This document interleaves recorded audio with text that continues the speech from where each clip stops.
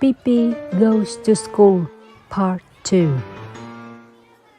Yes, you tell, Thomas, Pippi interrupted. And tell me too. If Lisa gets the stomachache and Axel gets more stomachache, whose fault is it and where did they get hold of the apples in the first place? The teacher tried to pretend that she hadn't heard and turned to Annika. Now, Annika, here is an example for you. Gustav was with his schoolmates on a picnic. He had a quarter when he started out and 7 cents when he got home. How much did he spend? Yes, indeed, said Pippi. And I also want to know why he was so extravagant. And if it was pop he bought. And if he washed his ears properly before he left home. Evening, my little angel. Unexpected, surprising things always happen in life. Some bring us joy and some make us confused. Pippi went to class and the unexpected stories made the pupils wide-eyed and the teacher struggled to figure out what to do. What will happen next on Pippi's first day of school? And will the teacher help restore regular order? Let us listen now. The teacher decided to give up arithmetic altogether. She thought maybe Pippi could prefer to learn to read. So she took out a pretty little card with a picture of an ibex on it. In front of the ibex nose was letter I. Now, Pippi, you see something jolly. You see here an ibex, and the letter in front of this ibex is called I. That I never believe, said Pippi. I think it looks exactly like a straight line with a little fly speck over it. But what I'd really like to know is, what has the ibex to do with the fly speck? The teacher took out another card with a picture of a snake on it and told Pippi that the letter on that was an S. Speaking of snakes, said Pippi, I'll never ever forget the time I had a fight with a huge snake in India. You can't imagine what a dreadful snake it was, 14 yards long and made as a harness. And every day he ate up 5 Indians and then 2 children for dessert. And one time he came and wanted me for dessert. And he wound himself around me.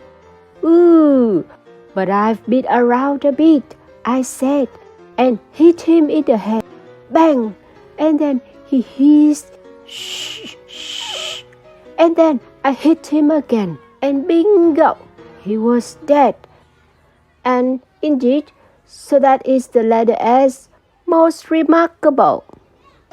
Pippi had to stop to get her breath, and the teacher, who had now begun to think that Pippi was an unruly and troublesome child, decided that the class should have drawing for a while.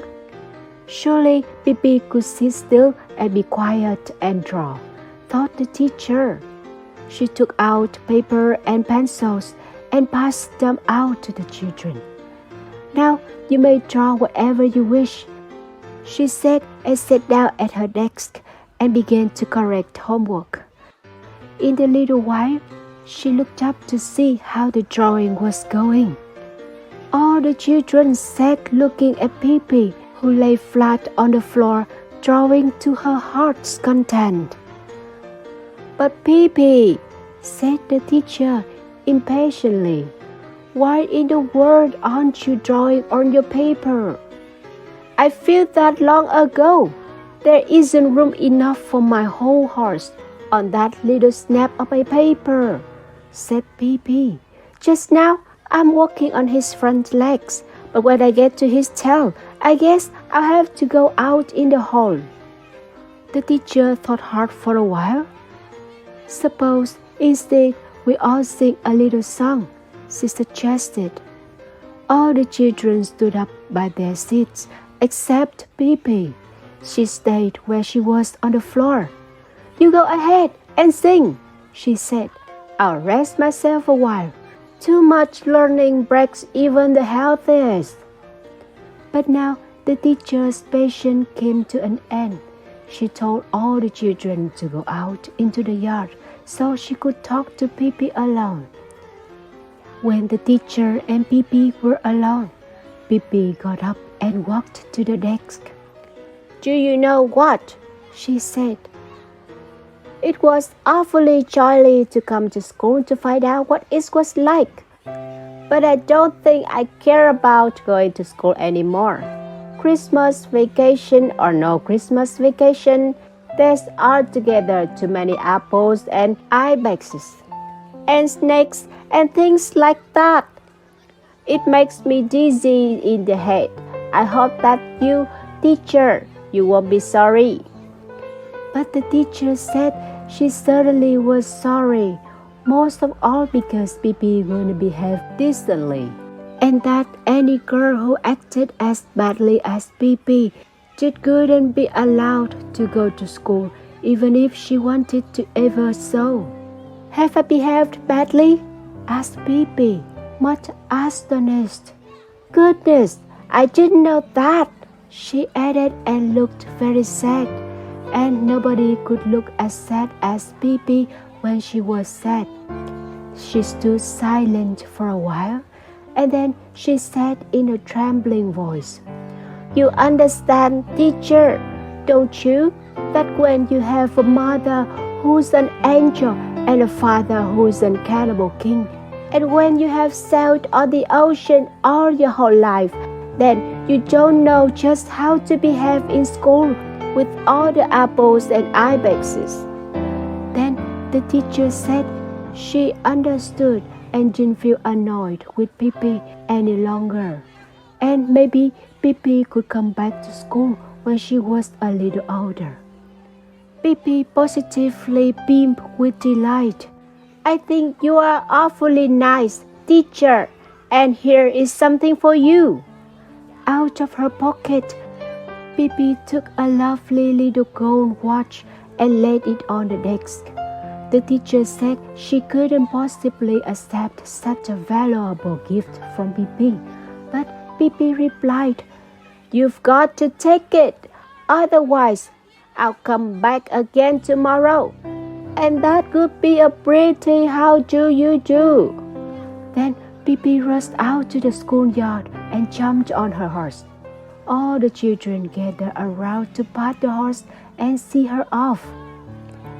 "You ought to know about the schools in Argentina," said Pippi, looking down at the children. "That's where you should go. Easter vacation begins 3 days after Christmas vacation ends, and when Easter vacation is over, there are 3 days, and then it's summer vacation. Summer vacation ends on the first day of November, and then you have a tough time until Christmas vacation begins on November 11. But you can stand that because there are at least no lessons. It is strictly against the law to have lessons in Argentina. Once in a while it happens that some Argentine kid sneaks into a closet and sits there studying a lesson, but it's just too bad for him if his mother finds him. Arithmetic they don't have at all the schools, and if there is any kid who knows what 7 and 5 are, he has to stand in the corner all day. That is, if he's foolish enough to let the teacher know what he knows. They have reading on Friday, and then only if they have some books which they never have. "But what do they do in school?" asked one little boy. "Eat caramels," said Pippi decidedly. "There is a long pipe that goes from a caramel factory nearby directly into the schoolroom, and caramels keep shooting out of it all day long, so the children have all they can do to eat them up." "Yes, but what does the teacher do?" asked one little girl. "Takes the paper off the caramels for the children, of course," said Pippi. You didn't suppose they did it themselves, didn't you? Hardly. They don't even go to school themselves. They send their brothers. Pippi waved her big hat. So long, kids, she cried gaily. Now you won't see me for a while, but always remember how many apples Axel had, or you'll be sorry. With a ringing laugh, Pippi rode out through the gate so widely that the pebbles swirled around the horses' hooves and the window panes rattled in the schoolhouse. The wonderful thing about communication between people, I personally think, is the way we make disagreements become small or even nothing at the end, and the feelings between us all remain good.